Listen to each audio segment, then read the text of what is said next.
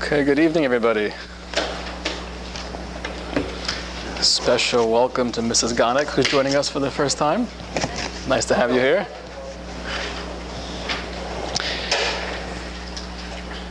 So we've had two discussions. The first one, we spoke about Abraham, in a sense, the founder of Judaism, the one to discover monotheism, bringing into the world a radical redefinition of the divine, a redefinition of the essence of what it means to be human, and everything that follows from that: justice, liberty, compassion. His partner in crime is Sarah. We spoke about her last time. And Sarah, with her strength and her dignity and her role, really working together with her husband, transforming the world. Now we get to the second generation. We'll take a look together on page 1, source number 1. And this is a quote from the Torah. This is after Hagar is expelled from the house of Abraham for the first time. And an angel of Hashem said to her, "Behold, you will conceive and give birth to a son. You shall call his name Ishmael, for Hashem has heard your prayer." Anybody know what Ishmael means, or Yishmael in Hebrew? Arab. Close. Oh, it's a combination of two words. Yishma is will hear. El is God. So God will hear. So this angel is telling Hagar that you will conceive and have a son, and his name will be Ishmael, for Hashem has heard your prayer. And he shall be a wild ass of a man, his hand against everyone and everyone's hand against him, and over all his brothers shall he dwell. So the Torah here is defining, predicting the nature of Ishmael. He will be a wild ass of a man. He will be uncontrollable. His hand against everyone and everyone's hand against him, and over all his brothers shall he dwell. He's violent, he's aggressive, he's power hungry. There's that struggle for domination. That is the character of Ishmael. And what year approximately is this? Well, this is a direct quote from the Torah, and this is going back 3,300 years ago, about 1313 BCE. Well, what's interesting is the religion of Islam did not come into existence until almost 2,000 years later. We get to the 7th century, and we have Muhammad and his creation of Islam. Now, the claim of Islam as a religion is that they are the descendants of Ishmael. Ishmael being the progenitor of the Arab nation, and ultimately the religion of Islam. And here we have the Torah telling us the character of Ishmael as a person, and in a sense that spiritual or emotional DNA which will be passed on to his descendants. You have a question? Why did God impose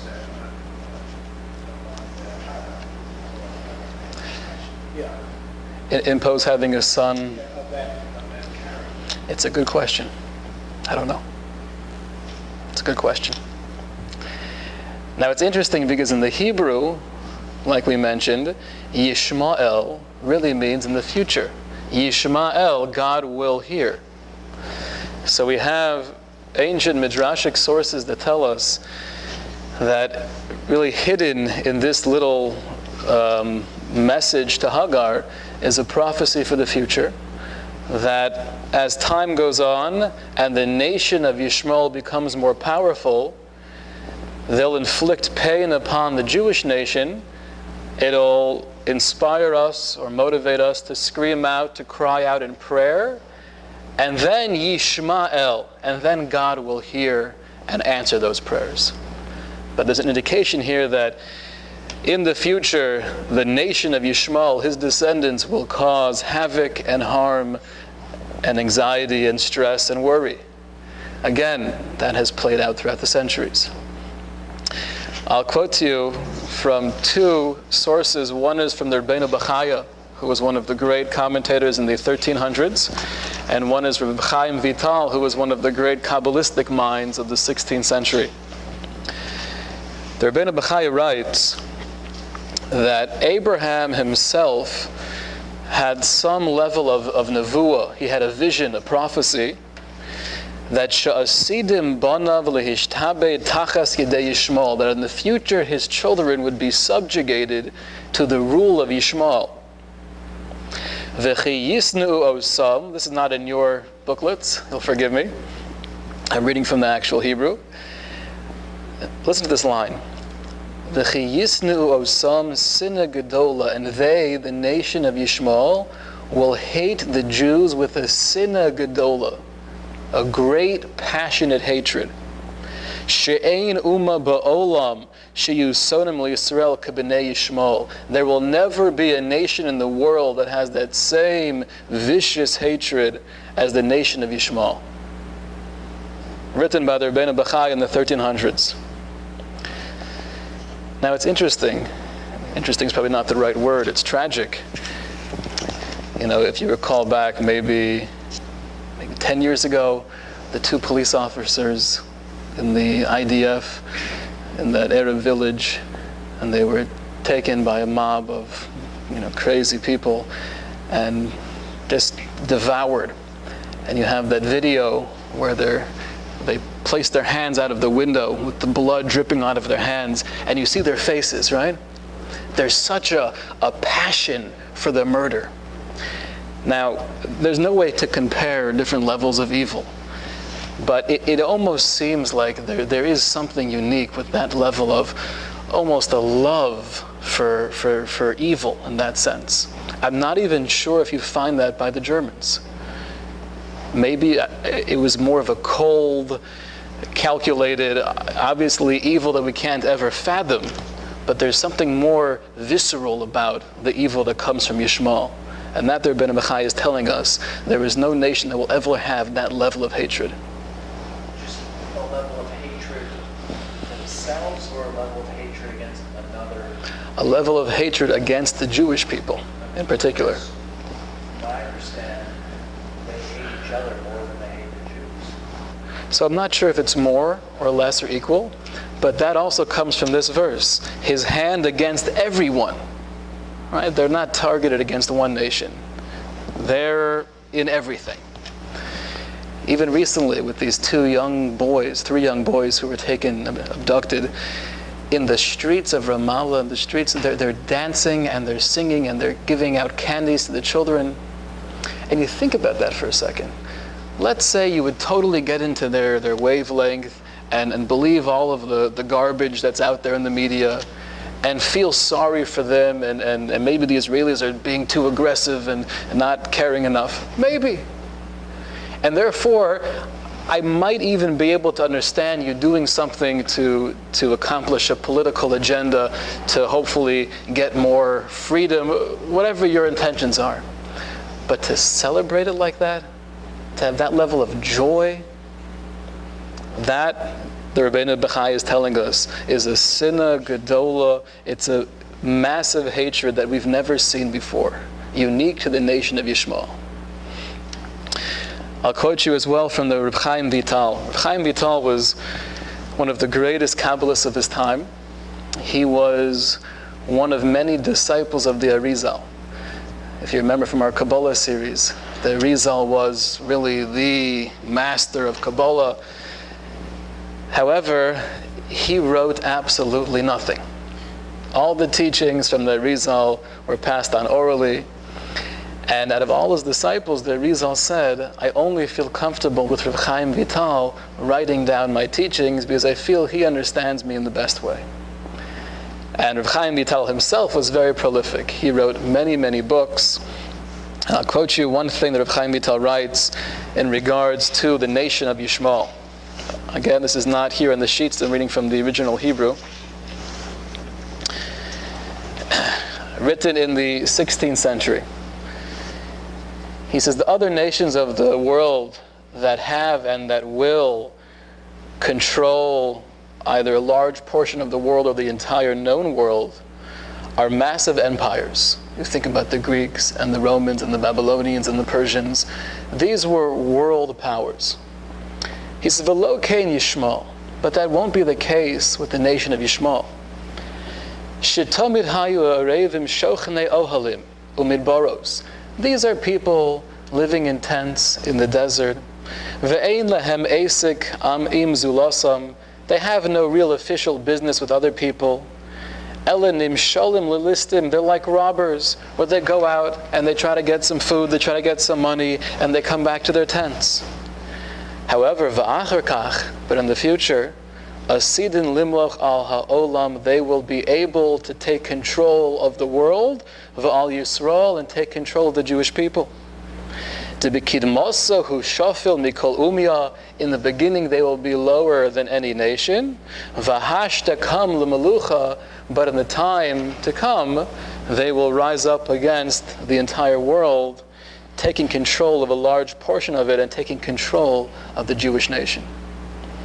Now, to write these words in the 16th century is absurd. What was the Arab nation in the 1500s? It was like he explains. Nomads living in tents. They were Bedouins. To make the claim that in the future they will be powerful and have control over a large portion of the world is ridiculous. But again, it comes from the Torah, his hand against everyone, everyone's hands against him. Over all his brothers shall he dwell. The descendants of Ishmael, do they include the Persians and the Babylonians, the Egyptians and the Saudi Arabians? Most likely not. It sounds like really the Arab people and eventually the religion of Islam, they're the descendants of Ishmael. So the Egyptians and the Romans and the Greeks, they were all different empires.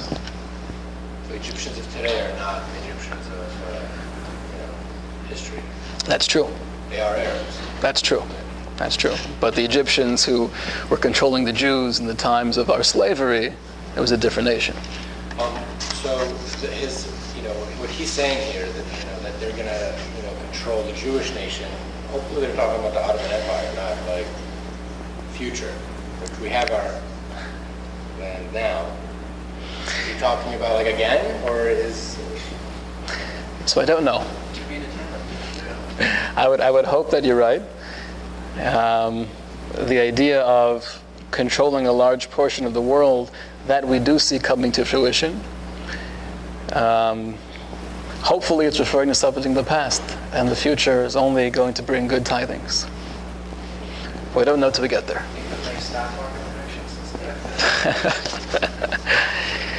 I want to take a look, number 2, together as well, another indication to the future of the nation of Ishmael. This is after Abraham hears that he will merit to have a son with his real wife, Sarah. The Torah relates, and Abraham threw himself upon his face and laughed. And he thought, shall the child be born to a 100-year-old man? And shall Sarah, a 90-year-old woman, give birth? And Abraham said to God, oh, that Ishmael might live before you. What was Abraham saying? I don't need a son. I have my son. I have Ishmael. I love him to pieces. Bless him. I'll let him take over the reins and he could take on the tradition of ethical monotheism. I'm good. God said, nonetheless, your wife Sarah will bear you a son, and you shall call his name Isaac. And I will fulfill my covenant with him as an everlasting covenant for his offspring after him. But regarding Ishmael, I have heard you. I have blessed him, will make him fruitful, and listen carefully, and will increase him most exceedingly. B'ma'od, I will make him a huge nation. He will beget 12 princes, and I will make him to a great nation. But I will maintain my covenant through Isaac, whom Sarah will bear to you by this time next year. So God is making it very clear to Abraham, it's beautiful that you love your son Ishmael, but he will not be the one to carry on the tradition of monotheism. He will not be the progenitor of the Jewish people. I will bless him. I will make him a great and mighty nation, but he will not carry the torch. That's going to Isaac. The covenant that we have together will be passed on through Isaac and his descendants. Somebody once asked me the question. He said, I don't get it. You guys claim that Isaac was the proper heir of Abraham. And the Muslim nation claims that really it was Ishmael. How do you know who's right? You have your interpretation. They have their interpretation. Good question. What would you answer? Well, we came first. That's number one. Well, it's more than number one. There's a lot of things. We came, we made that claim first, and then, if you really go to the whole history of Islam, Muhammad's influences was Judaism. He learned everything. He learned everything from the Jews speaking at the market, and he's like, you know what? This would be cool if I had something similar for our people. You can't read anything else into it. So there's a crucial distinction between different interpretations and rewriting history. This was recorded in the Torah 3,300 years ago. And maybe there's some debate in the academic world exactly when the Torah was written.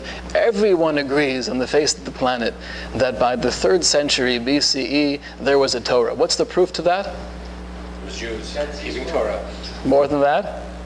That's when they translated the Torah into Greek, the Septuagint. So clearly the Torah existed by the 3rd century BCE. And in the Torah and in every translation since then, it's been very clear, God says to Abraham, through Isaac you will continue the covenant. So there are not different interpretations. There's rewriting of history and there's understanding history.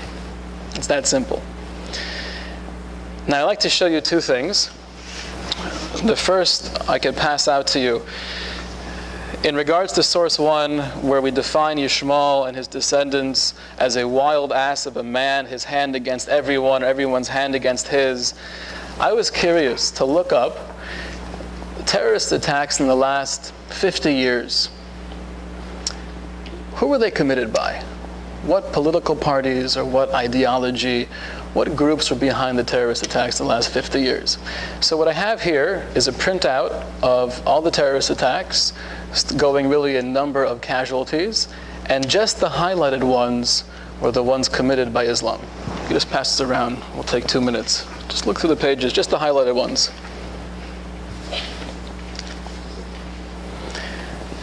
All throughout the world, Mumbai, Britain, America, Canada, So what you're saying the is Sudan. religion of peace. I'm not saying that. And this should not be misconstrued as racism. No, of course. Because to therefore define every Arab or every member of a religion or a race as negative or evil, it's just not accurate. We believe that every human being has bechira, they have the free will to make decisions, to choose to be good, to choose to be evil. But at the same time, what the Torah is telling us is that there is this tendency within the nation to have this aggression, to have this need for control and domination. Page 2, it looks better in the colored copy. We have here to see firsthand when the Torah says that I will increase him most exceedingly. He will be a large, massive nation. If you look here on the pie chart, Christianity is the largest religion. Number 2 is Islam. We could play a game. Who could find Judaism? All right. Jerry wins. On page 3, we have the map of the Arab world. A map we're all familiar with, but just to see very clearly the descendants of Ishmael, a massive nation, the Arab nations in contrast to the nation of Israel.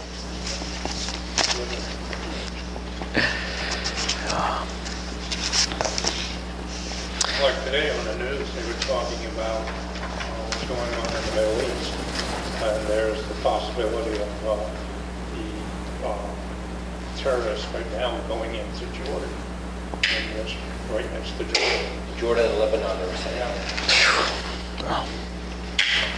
So we have here a little bit of indication to the nature of Ishmael and his descendants. We have here the prophecy that God gives to Abraham regarding the birth of Isaac. Source number 3, again on page 1. Now that Hagar has a child and she has her own child, she sees that Ishmael is not a good influence for little Yitzchak. So she tells Abraham in verse 10, "Drive out the slave woman with her son, for the son of that slave woman shall not inherit with my son, with Isaac." We mentioned this last time we got together. Her fear was having the two boys living and playing together would not be a good influence.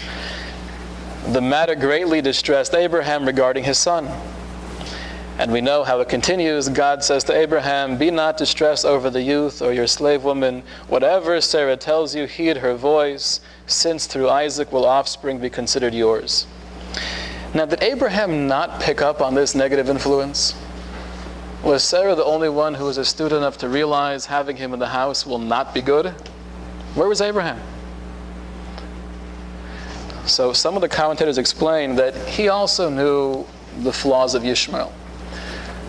But he figured, rightfully so, if there's one place that Ishmael could live and hopefully be impacted by a good, healthy family unit, it would be in my home. So he was being noble. He was saying, I'm willing to sacrifice on some level our environment in order to hopefully influence Ishmael in the right direction. But Sarah, though, with her intuition, felt noble intentions are good, honey, but it's not going to be okay. We have to tell them both to leave. And that's what happens. Let's move on to page 4. Right, so it seems like a trend, really, because Yitzhak is also going to have, the same kind of issue with not noticing. Oh, very good. Jan picks up on the subtleties. We're going to get to that as well. It sounds like Abraham didn't fully realize the negative influence that Ishmael would have on Isaac, and we'll see that Isaac himself was more in love with Esau than with Yaakov. And Yaakov is also going to have the same problem. Oh, we'll get there. Exactly. We have in source 1 on page 4 that as Abraham was old in years, this is after a lifelong journey of discovering God, of teaching the world, of sharing that beauty and splendor with the human beings around him, going through all the trials and tribulations of his life, not to mention the greatest challenge he ever had, which was the binding of Isaac.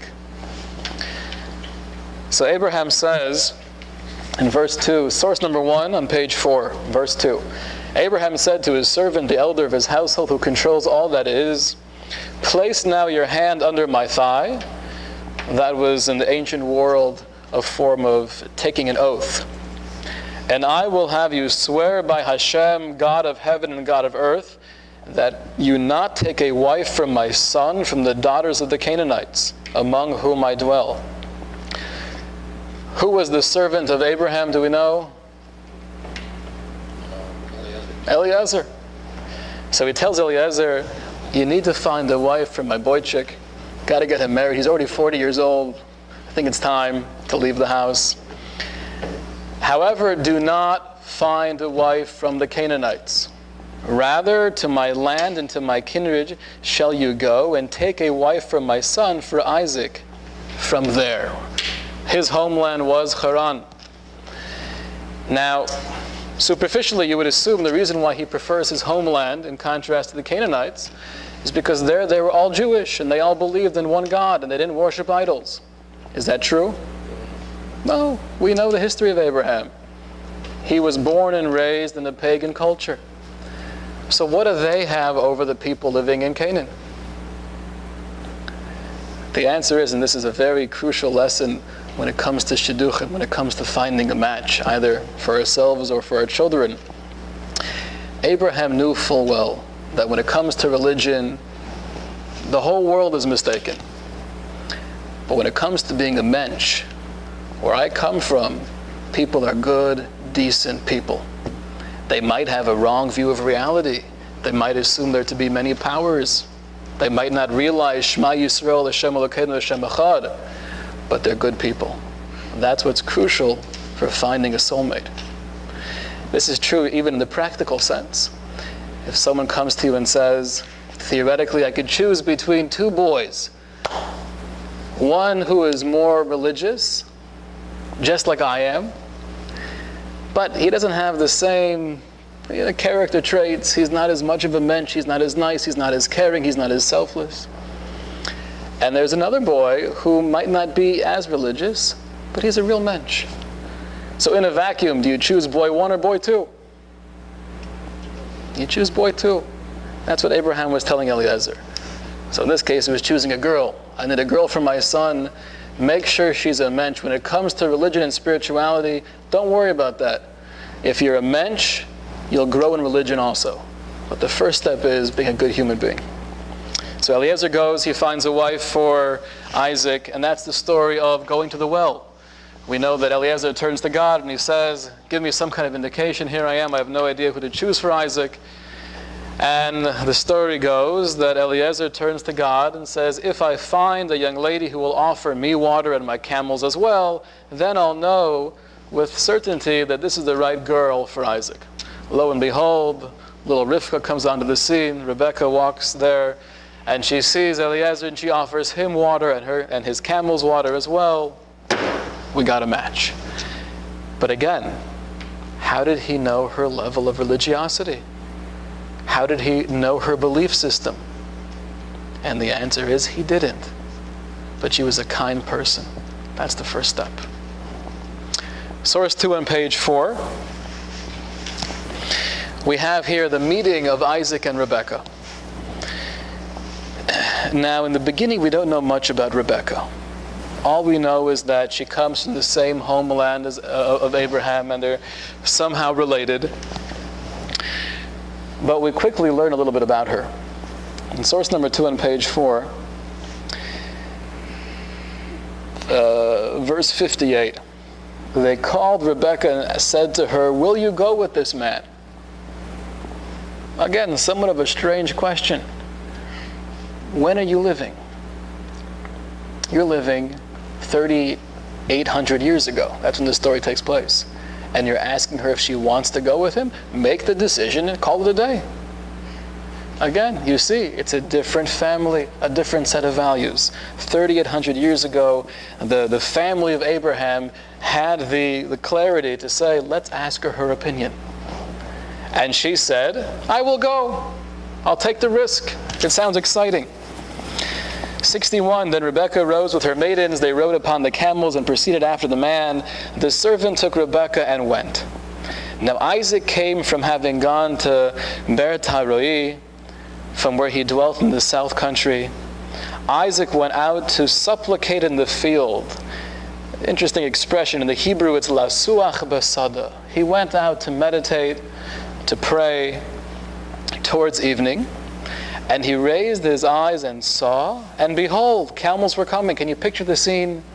You have Isaac standing outside in the Mediterranean, and you have the sun setting. He goes out to meditate. It's almost romantic. And he looks up, and he sees the camels approaching. And Rebekah raised her eyes and saw Isaac.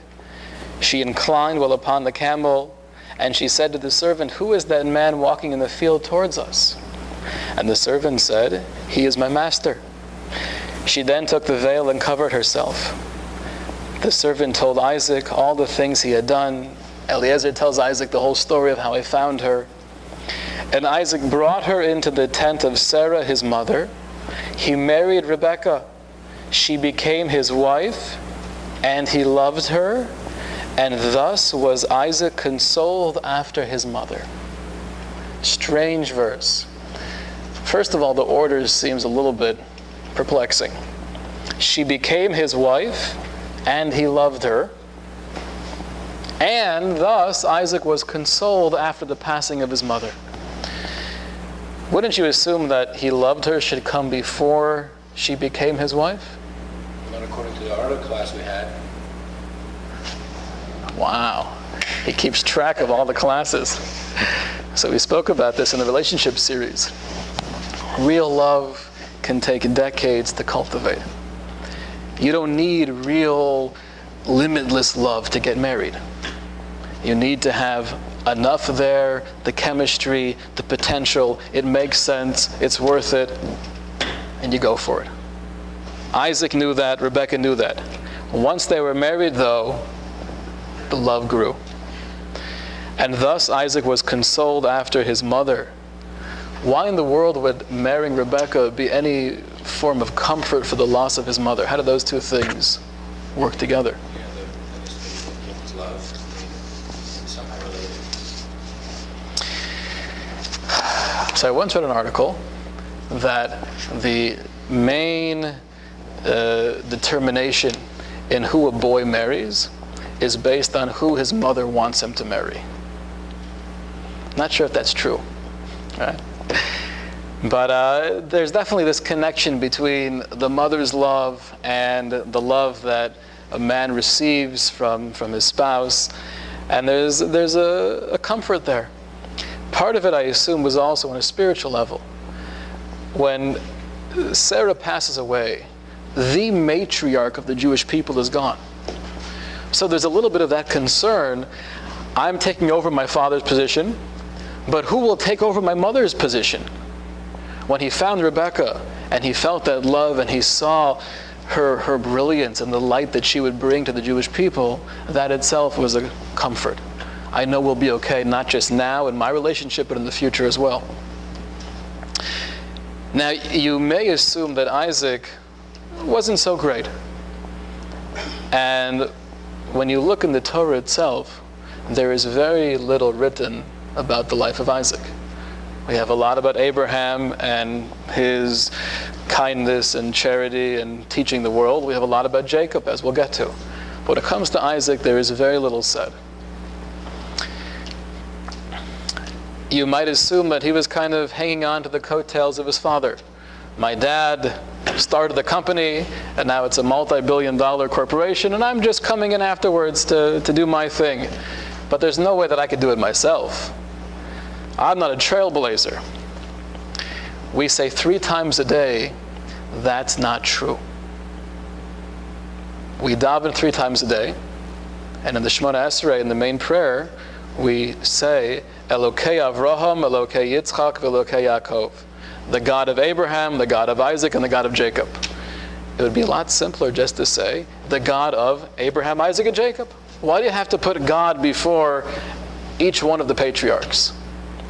To teach us that every one of them, all 3 of them, forged that relationship with the infinite Creator by themselves. Isaac wasn't complacent just following in his father's footsteps. He had that tradition that he cherished, and we'll see more about that in a moment. But he wanted to make his own connection with God as well. So he was a great man. Not much is said about him. He's almost shrouded in mystery. The one thing we know about him is that he's defined by his gevura, by his strength. Now, strength in Judaism doesn't mean how much I can lift. What does strength mean? Quote me a Mishnah in Pirkei Avos.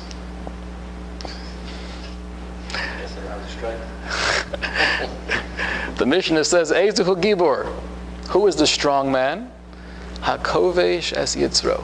One who is able to conquer his natural inclination.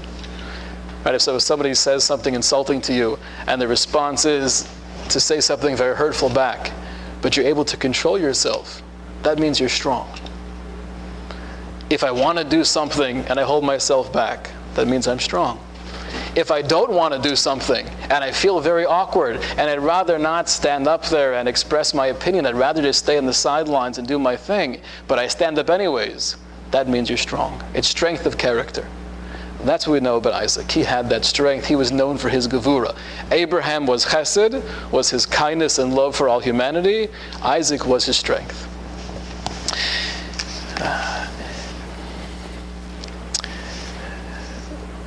Share with you on page 5. Isaac and Rebekah are now married for 20 years. And she has no children. Just like Sarah had no children in the beginning of her marriage, for the first 20 years of Rebekah's marriage, she has no children either. And both her and her husband Isaac are distraught. And they're immersed in prayer, asking God, please help us, enable us to conceive. Finally, she becomes pregnant. But the pregnancy is far from easy. She feels this conflict, not just physically, but almost spiritually. There are worlds that are fighting within her. So on page 5, source number 2, this is verse 22. The children agitated within her, and she said, if so, why am I thus? Meaning to say, I can't take this anymore. This is absolutely ridiculous. And she went to inquire of Hashem. So we know from our commentators, she didn't go directly to God and say, can you please explain to me what's happening? She went to the yeshiva of Shem ve'ever. There was an academy of Torah learning, which I don't want to get into right now. We'll have a different discussion on what was Torah learning before the giving of the Torah. This is well before the Mount Sinai experience. We'll approach that when we get to Jacob. But there is an academy of Torah learning led by the great personalities Shem and Aver. She goes to them, not to her husband, interestingly, and she says, what's going on? I know there's something strange here. Can you please just give me some glimpse into what's happening? And Hashem said to her through Shem and Aver, 2 nations are in your womb, 2 regimes from your inside shall be separated. The might shall pass from one regime to the other, and the elder shall serve the younger.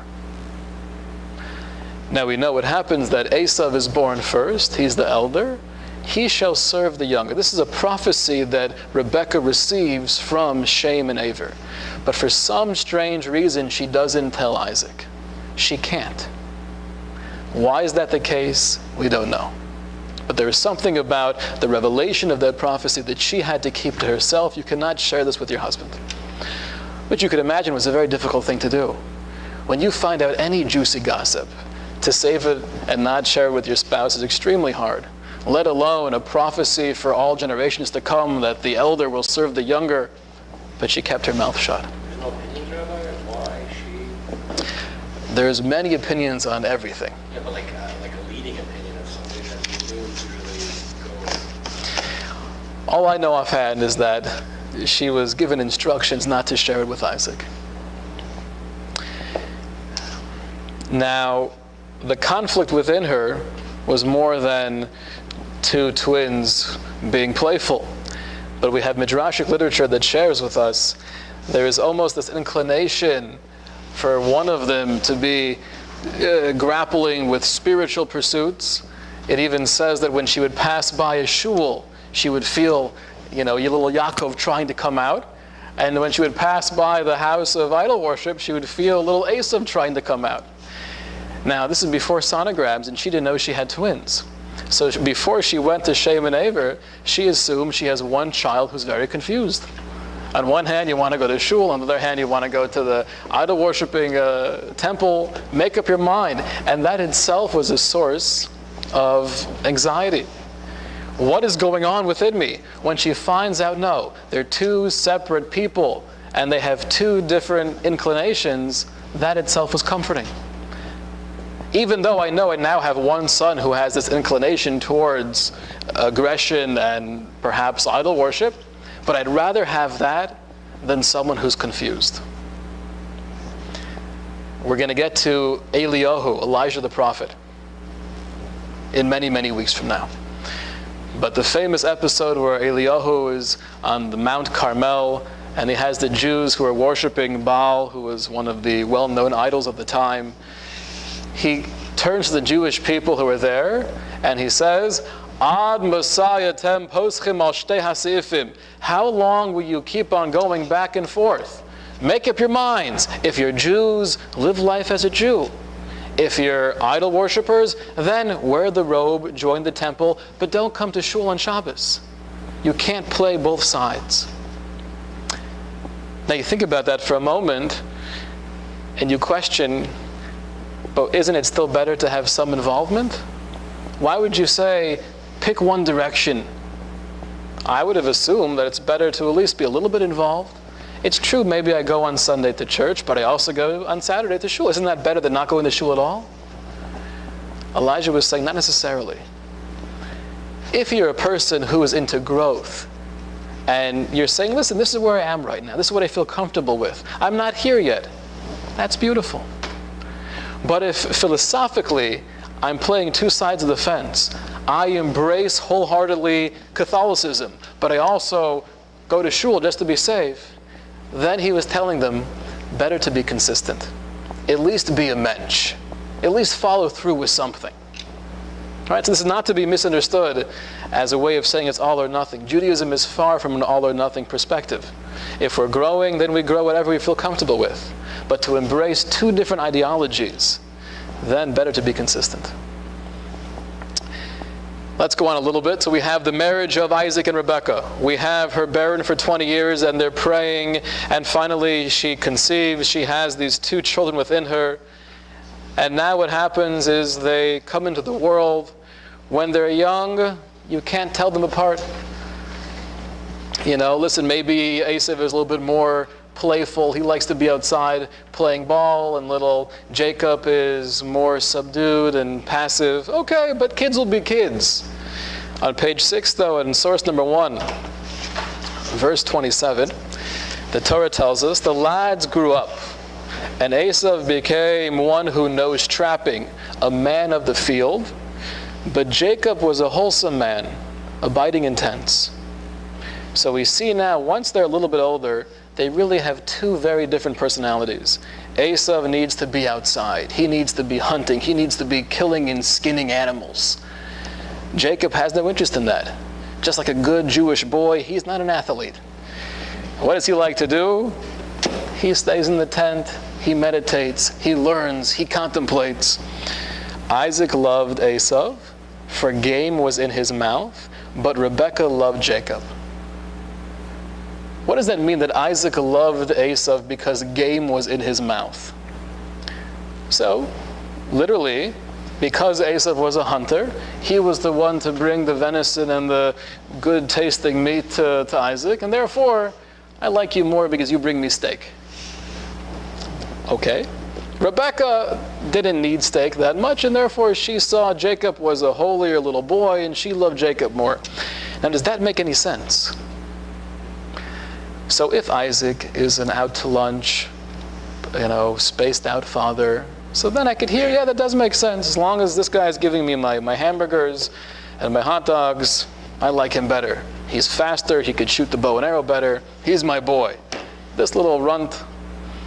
But that wasn't Isaac. Isaac was Gevurah. He was a master of spiritual accomplishments. He was the son of Abraham. The covenant of God was with Isaac. Clearly, he knew very well who these people were, and there was a reason why he loved Esav more than Jacob. Some explain as follows. He was looking for in his children the next leader of the Jewish people. To be a leader, you have to have many qualities. Just because you may be a greater scholar than your sibling, it doesn't therefore mean you'll be a greater leader. You might be the person I'll go to ask my questions. But to lead the people, you need charisma, you need understanding of what it means to be human, you have to relate to people, you have to be worldly. And therefore, although Isaac was well aware that Jacob was a holier, more wholesome little boy, but he felt Esav would make a better leader. He didn't fully see the whole picture of who Esav was, because the game was in his mouth. Esav was very smart. And whenever he was around Dad, can I get you something, Papa? Can I get you some more tea? And he would ask him interesting, complex halachic questions. Tati, what is the halacha if on Shabbos I'm not sure what to do? He would ask these kinds of questions, trying to show his father that he really cared about religion. So in a sense, the game was in his mouth. He was fooling him, but not totally. But Rebekah knew. Again, we see this interesting theme. Sarah having the intuition more so than Abraham. And now, again in the next generation, Rebekah knowing her children more so than her son Isaac. Yes? How come Abraham merited Hashem telling him, you know what, the covenant is going to go through Isaac? And Isaac did not merit Hashem telling him who the covenant was going to go through. He kind of had to make that his own decision. Like, I think it's going to go with Esau. It's a good question. I don't know. So we have two questions where I've been stumped so far this evening. One question was, why did Abraham have to deal with a son like Ishmael? And question number two is, why didn't Isaac merit to have direct communication from God telling him that Jacob should be the one to take over? Two good questions. We'll do some research. If Hashem did not speak to Abraham, would Abraham pick it? Like, would he think that Ishmael deserves the covenant? That's a good question. I don't know.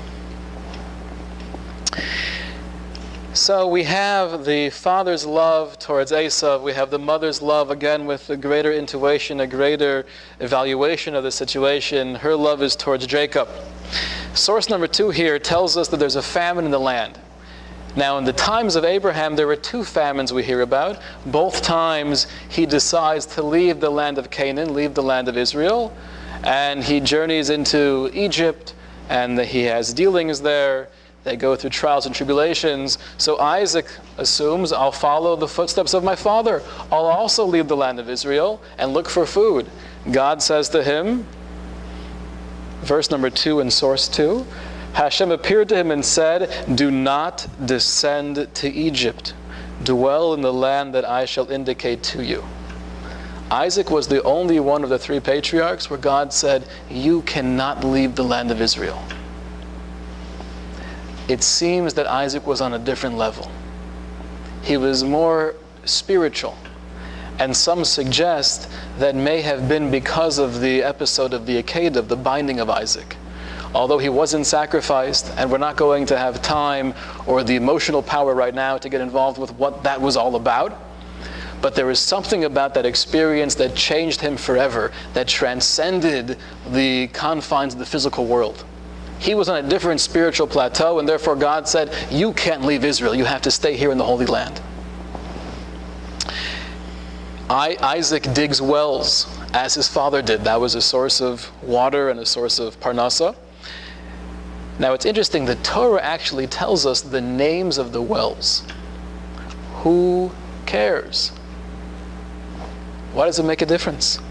In source number 3, it says that he named the wells, he called them by the same names that his father had called them. That's cute. We see from here, though, an amazing thing. That whatever we can do to inspire ourselves to follow in the way of our forefathers, even little trivial things that don't really mean anything. Does God care what I call my well? Of course not. You don't have to name it. But Isaac wanted to do everything he could to relate to his father, to keep his image in his mind. And you see this really throughout the centuries. The series here is the Unbroken Chain. And oftentimes you see that the great disciples of illustrious personalities, they would do things even in their personal lives that had no connection with religion or spirituality, just to remind themselves of their great teacher. Isaac was doing the same thing here. I want to name them the same name to keep my father alive in my mind, to keep his teachings alive in my mind. Let's conclude here with page 7.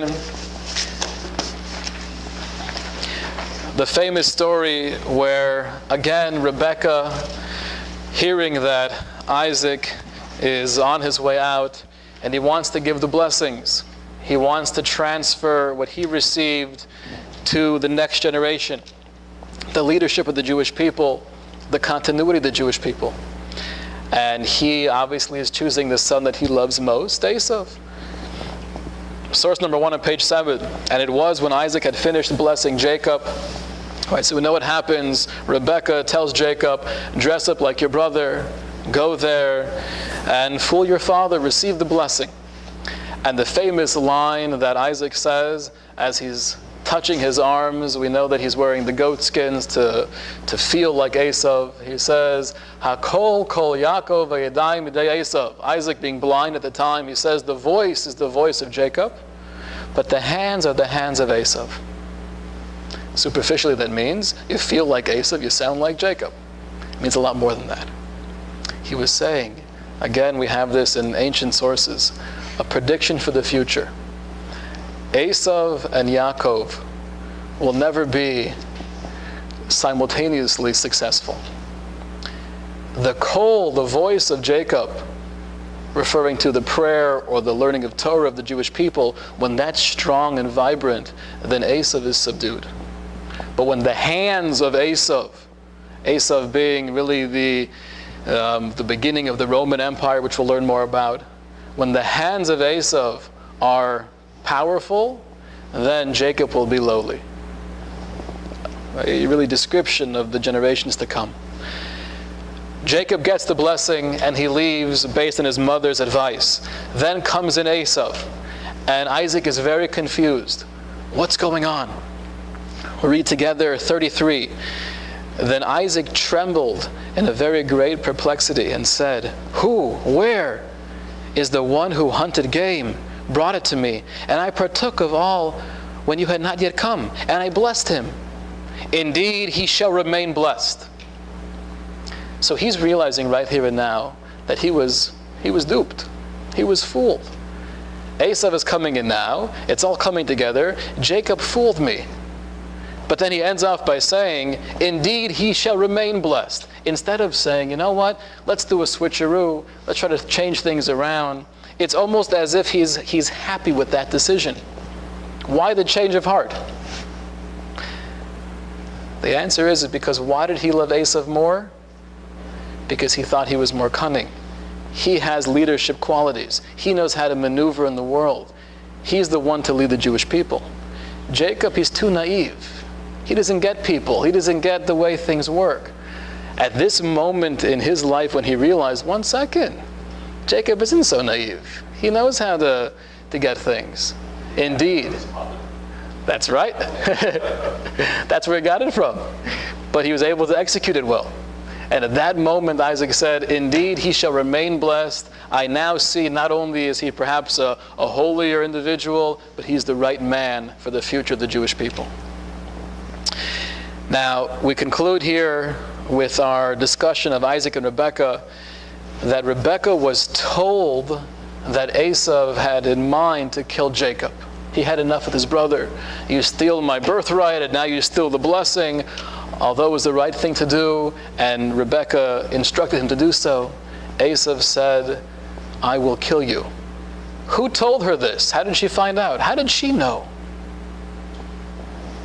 We see in the commentary here, that based on Rashi, that Esav's intention was revealed to her by Ruach HaKodesh through divine inspiration. Again, Isaac didn't receive this divine inspiration. But Rebekah, the Akeres Habayis, the foundation of the house, that pillar of wisdom, that pillar of strength, the one to take over the position of Sarah, she knew Esav's plot, and therefore she tells Isaac, "So now, my son, heed my voice and arise, flee to my brother Lavan to Haran, go to my brother, live with your uncle for a while, hopefully things will settle down." And here we really end the story of Isaac and Rebekah. And we'll hopefully continue next time with the trials and tribulations of Jacob. Any questions? Okay. Beautiful. Thank you.